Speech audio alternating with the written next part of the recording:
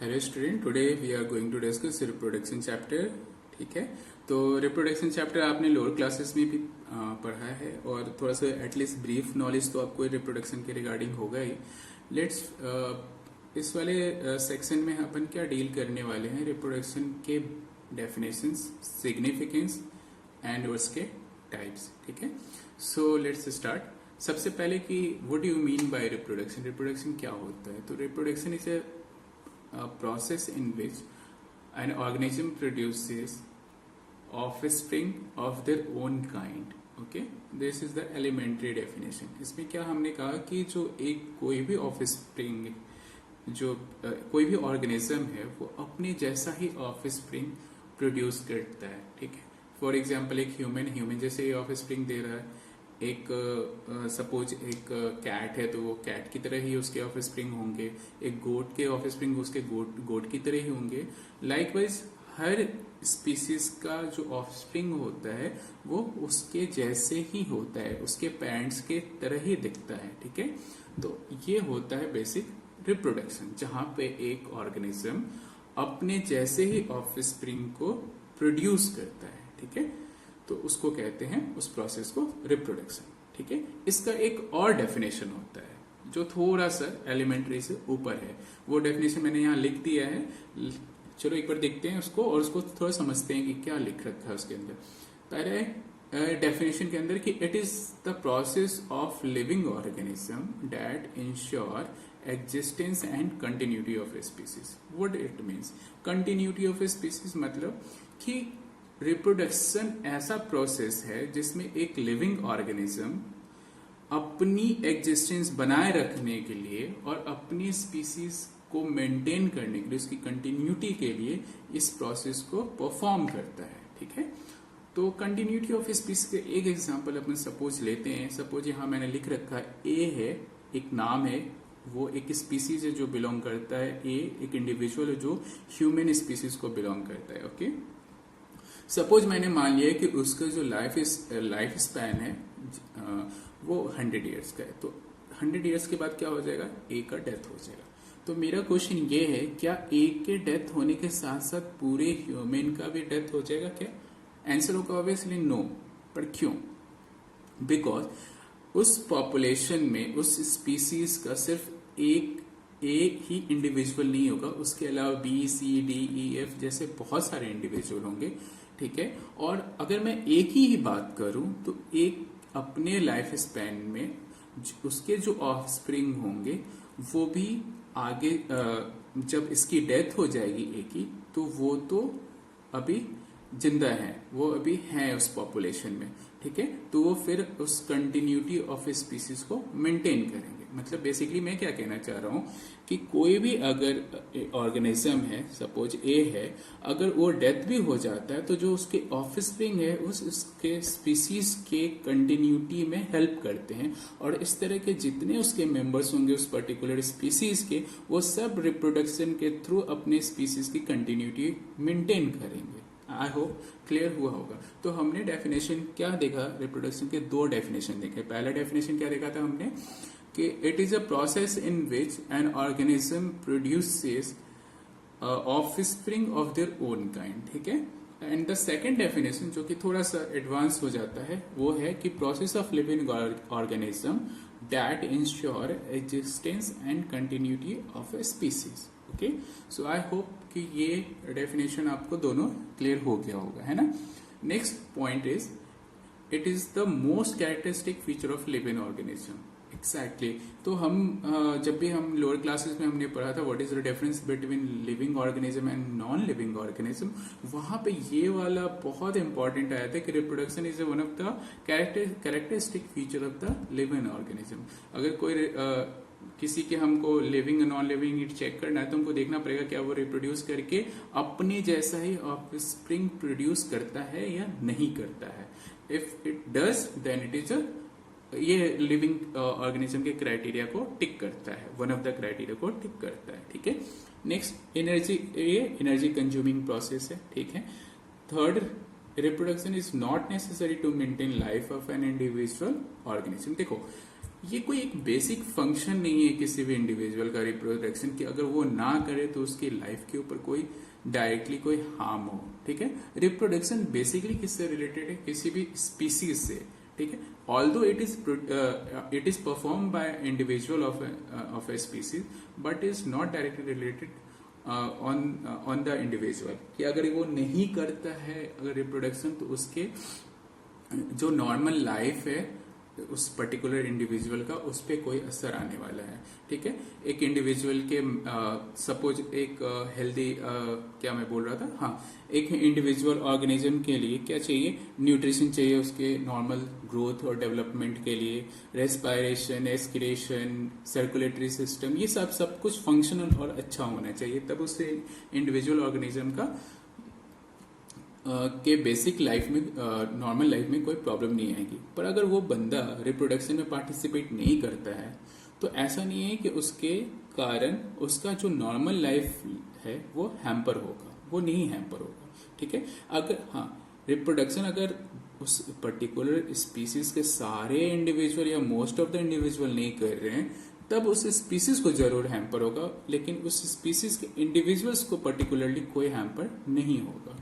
ठीक है, next point, it is essential for the continuity of a species. अभी हमने ऊपर देखा कि continuity of the same point आ गया। चलो next point, continuity of life on earth till today is due to reproduction. Basically ये लाइन क्या कहना चाह रही है कि अभी हम अपने अराउंड जो भी देखते हैं, जो भी एनिमल देख रहे हैं, डिफरेंट टाइप ऑफ स्पीसीज देख रहे हैं, वो सब मुझको या हमको इसलिए दिखते हैं बिकॉज उनके स्पीसीज के मेंबर उस स्पीसीज के डिफरेंट मेंबर ने डिफरेंट टाइम पे रिप्रोडक्शन में इन्वॉल्व हुए थे और उस वजह से वो स्पीसीज का कंटिन्यूटी मेंटेन रहा और इस वजह से वो मुझ हमें देखते हैं। ठीक है, दिखते हैं। लेकिन बहुत सारे स्पीसीज जो एक्सटिंक्ट हो गए हैं, फॉर एग्जांपल डोडो एक बर्ड था, वो एक्सटिंक्ट हो गया, बहुत ही रिसेंटली हुआ है। तो वो क्यों एक्सटिंक्ट हो गया, उसके पीछे क्या लॉजिक है? उसके पीछे ये लॉजिक है कि उसके नंबर ना डिक्रीज हो गए।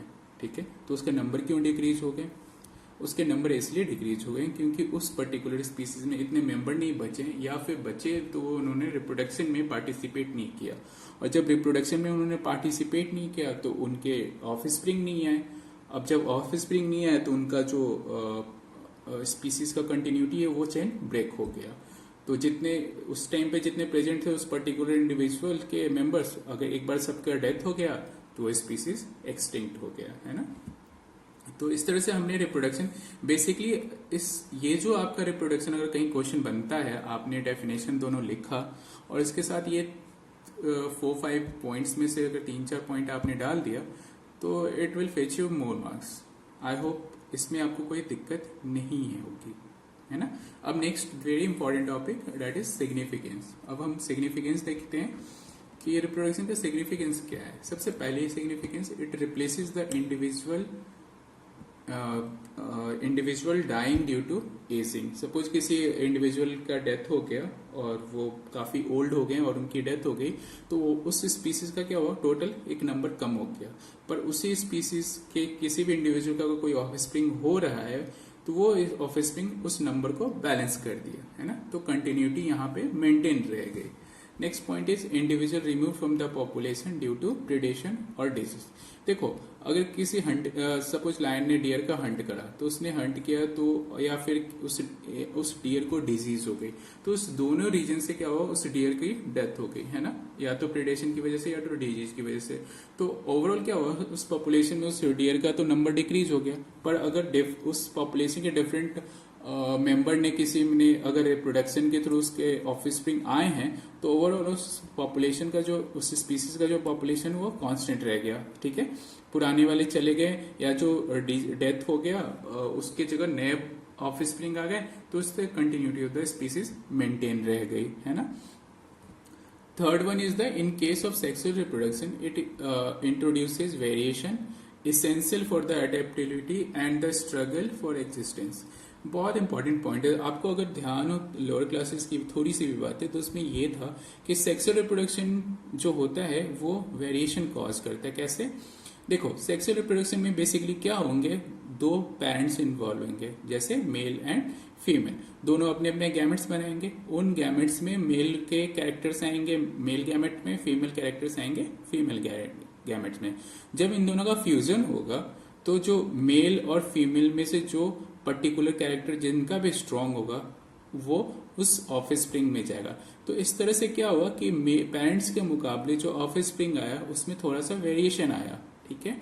तो उस वेरिएशन की वजह से जो उसकी सर्वाइवल रेट है वो ज्यादा अच्छी हो जाएगी, क्योंकि उसमें एबिलिटी होगा कि वो बेटर एडेप्ट कर सके अपने इन्वायरमेंट का, है ना।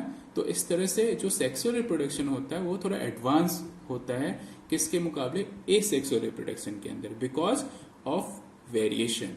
वो वेरिएशन जो आता है ऑफ स्प्रिंग में उसको एबिलिटी देता है कि वो अपने पेरेंट्स से ज्यादा बेटर तरीके से अडेप्ट कर सके एनवायरनमेंट में, और ज्यादा अच्छे से उसके अंदर सर्वाइवल कैपेसिटी आती है।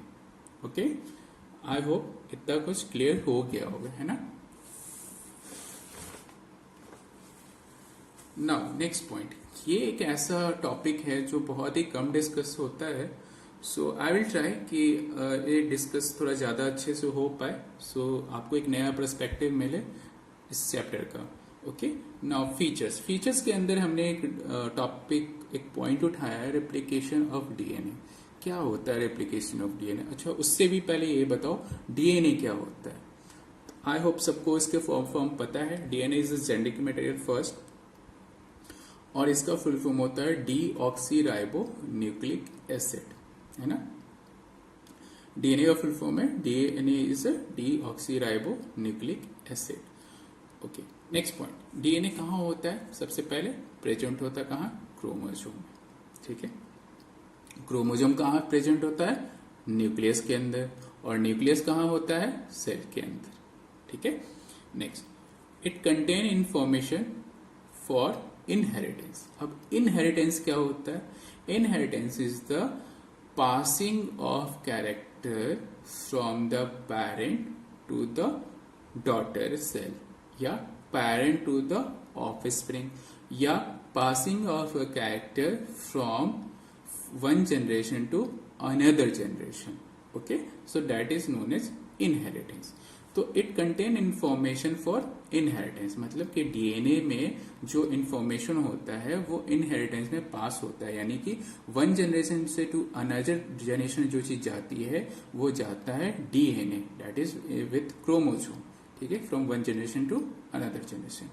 तो parent to the next generation, it contain information for inheritance of features from parent to next generation. Okay, so ये है हमने क्या देखा, इनहेरिटेंस में डीएनए का पार्टिसिपेशन, ठीक है। नेक्स्ट पॉइंट,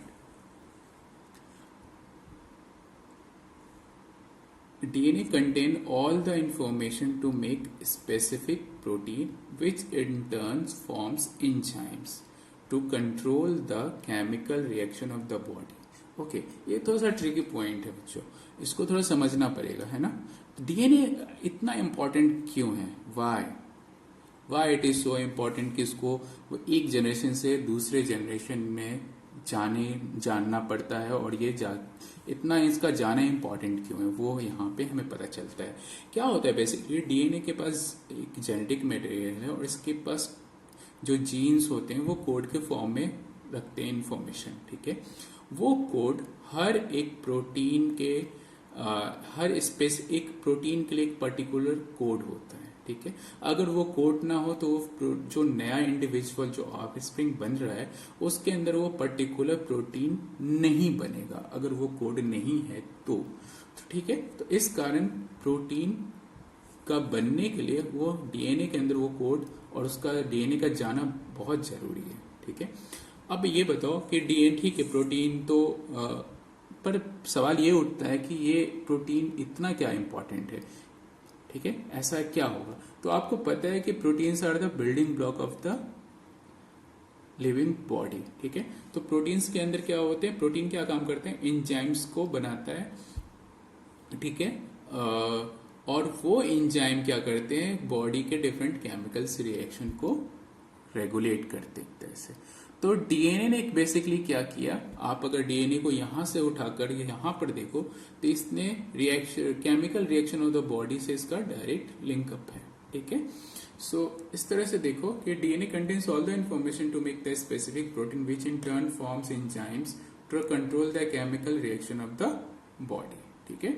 तो इसलिए हमको जो रेप्लिकेशन जब हम होता है डीएनए का, तो व्हाट इज द रेप्लिकेशन, मतलब रेप्लिकेशन मतलब होता है कि to it create in the process of replication it creates two copies, okay, two copies of the DNA, और उसमें से एक कॉपी क्या होता है पेरेंट्स के पास रह जाता है और दूसरा कॉपी क्या होता है वो पास हो जाता है ऑफ स्प्रिंग को या डॉटर सेल को, ठीक है। तो ये रेप्लिकेशन ऑफ द डीएनए होता है जहां पे डीएनए की डुप्लीकेशन होती है, डीएनए अपने जैसा एक और कॉपी बनाता है, ठीक है, और उसमें से जो एक कॉपी वो है वो ऑफ स्प्रिंग को पास कर देता है और एक कॉपी वो खुद को रखता है, ठीक है। तो एक यहाँ पे एक फ्लो चार्ट है, DNA to specific protein, protein से एंजाइम, एंजाइम जो होता है वो कंट्रोल करता है केमिकल रिएक्शंस को, और केमिकल रिएक्शन लीड करता है वेरिएशंस को। ये जो केमिकल रिएक्शन है, ठीक है, ये जो प्रोड्यूस करते हैं इसकी वजह से एक माइनर वेरिएशन होता है ह्यूमन बॉडी के अंदर। उसका रीजन मैंने यहाँ पे दे रखा है, because of DNA copies generated during the process of replication are similar but not identical to the original copy, okay, तो this leads to the minor variation, और वो minor variation जब accumulate होता है तो वो बड़ा वेरिएशन बनता है जो एक स्पीसीज को, एक ऑफस्प्रिंग को उसके पेरेंट से थोड़ा अलग बना देता है, बिल्कुल, ठीक है। तो डीएनए कॉपीज जो जनरेट हुए थे रेप्लिकेशन की वजह से वो सिमिलर हैं बट आइडेंटिकल नहीं हैं।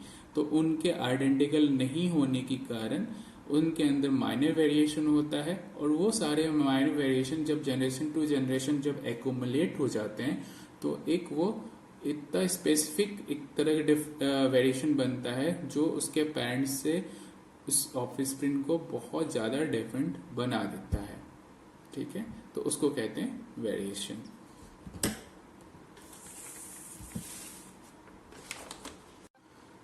Now we will discuss the importance of variation, ठीक है।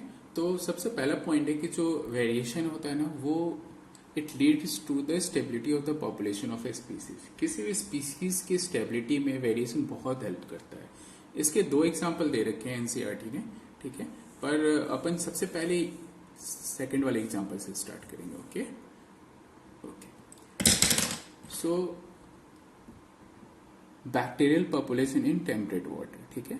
इसमें क्या होगा कि जो टेम्परेट वाटर रहता है उसका मॉडरेट टेम्परेचर होता है, ठीक है। तो उसके अंदर जो एक सपोज एक पॉपुलेशन ऑफ बैक्टीरिया रह रही है जो उस वाटर के टेम्परेचर के हैबिचुएटेड हो गई है, ठीक है।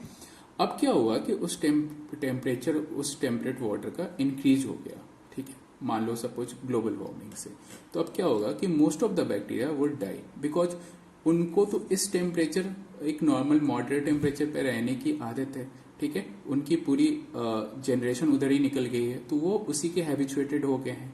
बट ये जो ड्रास्टिक चेंज आया उस टेम्परेट वाटर में इन टेम्परेचर इंक्रीज का ड्यू टू ग्लोबल वार्मिंग, उसके कारण क्या होगा कि सारे बैक्टीरिया उसको नहीं टॉलरेट कर पाएंगे और उनकी डेथ हो जाएगी। बट अगर उसके अंदर कुछ वेरिएशन है किसी बैक्टीरिया के अंदर, उस पॉपुलेशन ऑफ बैक्टीरिया में अगर जो भी इंडिविजुअल के अंदर वेरिएशन प्रेजेंट है और वो वेरिएशन टेम्परेचर से रिलेटेड है, तो उसमें से कुछ जो बैक्टीरिया होंगे उनके अंदर ये नेचुरल होगा कि वो इस टॉलरेट कर सके। और इस प्रोसेस को आगे जाके तुम देखोगे नेचुरल सिलेक्शन के वर्ड से जाना जाता है, ठीक है। तो यहाँ पे मैंने क्या कहा कि जो वेरिएशन है कुछ बैक्टीरिया में वेरिएशन में भी हो प्रेजेंट है, वो वेरिएशन किससे रिलेटेड, टेम्परेचर से रिलेटेड है। तो वो इस टेम्परेचर राइज को टॉलरेट कर पाएंगे और वो सरवाइव कर लेंगे और फिर वो फर्दर ग्रो करेंगे और फिर वापस वो ग्रो करके क्या करेंगे, जो बैक्टीरियल पॉपुलेशन है उसको रीस्टोर कर लेंगे, यानी कि उनकी कंटिन्यूटी ऑफ द स्पीसीज हो जाएगी। तो यहाँ पे आपने क्या देखा कि जो वेरिएशन होता है it will lead to the stability of a population of a species. Okay, second example जो बहुत थोड़ा सा ब्लर्ड एग्जाम्पल दे रखा है एनसीईआरटी में, वो है कि if a population is suited for a particular niche. अब निक क्या होता है? निक इज अ हैबिटेट जहां पे एक एनिमल या एक ऑर्गेनिज्म रहता है। It is a connection with its environmental condition. It is a place in ecosystem. ठीक है, तो निक क्या होता है? जहां पे एक ऑर्गेनिज्म रहता है, अपने एनवायरमेंट से इंटरेक्ट करता है, तो उसको हम निक कहते हैं, है ना। तो if a population is suited for a particular niche and if it drastically altered, मतलब जहां वो रह रहा था उसका जो एनवायरमेंट था, अगर आपने उसको ड्रास्टिकली खत्म कर दिया या चेंज कर दिया वहां का लैंडस्केप, तो जो पॉपुलेशन वहां रह रहा होगा वो वहां से वाइप्ड आउट हो जाएगा, उसकी डेथ हो सकती है ना, कंप्लीट एक्सटिंक्ट हो सकता है। लेकिन उस पॉपुलेशन में अगर कोई वेरिएशन है तो मे भी हो सकता है कि कुछ इंडिविजुअल उस ड्रास्टिक कंडीशन में भी सरवाइव कर लें। तो ये वेरिएशन के कुछ एग्जाम्पल थे कि ये पॉपुलेशन को किस तरह से स्टेबलाइज करते हैं, एक स्पीसीज की कंटिन्यूटी में हेल्प कर सकते हैं वेरिएशन, है ना। तो इसका एक कंक्लूजन बहुत अच्छा है कि variation is useful for the survival of species over time in long run. Very important. Okay, so हमने इस लेक्चर में बेसिकली क्या देखा कि हमको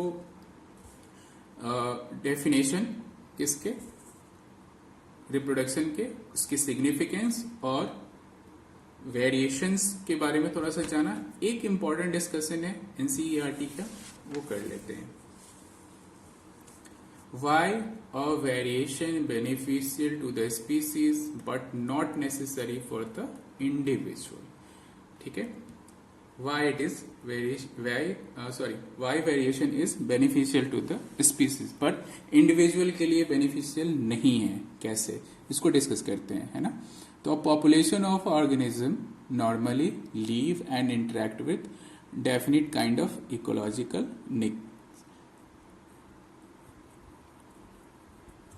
ठीक है, if there is an alternation in ecological condition of such places, the population of organism will get damaged, may be wiped out. Okay, ये सब अभी डिस्कशन हो रखा है हमारा। The variant of the organism may have chances of survival. The surviving individual may reproduce and develop a kind of population which is suited to change the nick.